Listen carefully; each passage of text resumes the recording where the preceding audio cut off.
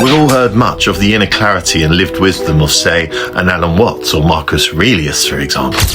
But I bet not many of you have heard anything about a just as profound, powerful, and beautifully enlightening, yet far less mainstream, figure such as Jacob Böhme. Böhme was a shoemaker, not a monk, not a scholar, not a church authority.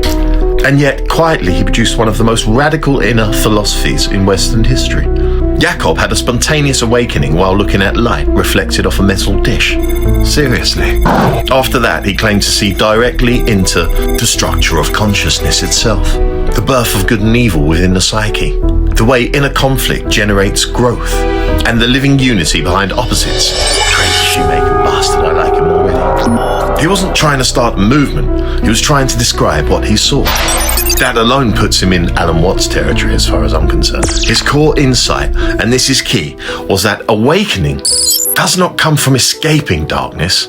Awakening comes from seeing how light and darkness generate each other.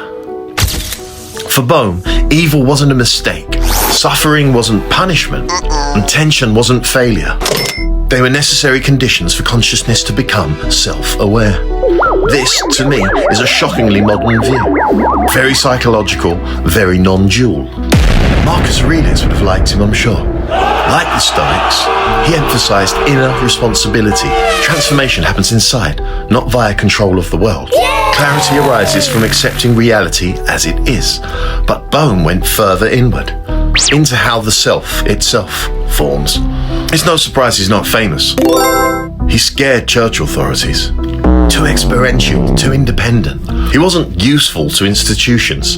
He wrote in strange symbolic language. Fire, sulfur, light, contraction. Yet later, thinkers quietly borrowed from him. Hegel, Goethe, Jung, especially his work on shadow integration. They just didn't always say his name out loud. This is hidden history, hidden for a reason. Jacob's core message was, don't purify yourself by denial. Illuminate yourself by inner standing. No dogma, no exotic cosmology required. Just radical inner honesty. Stay tuned for more little known but well worth knowing forgotten voices. Thank you for watching.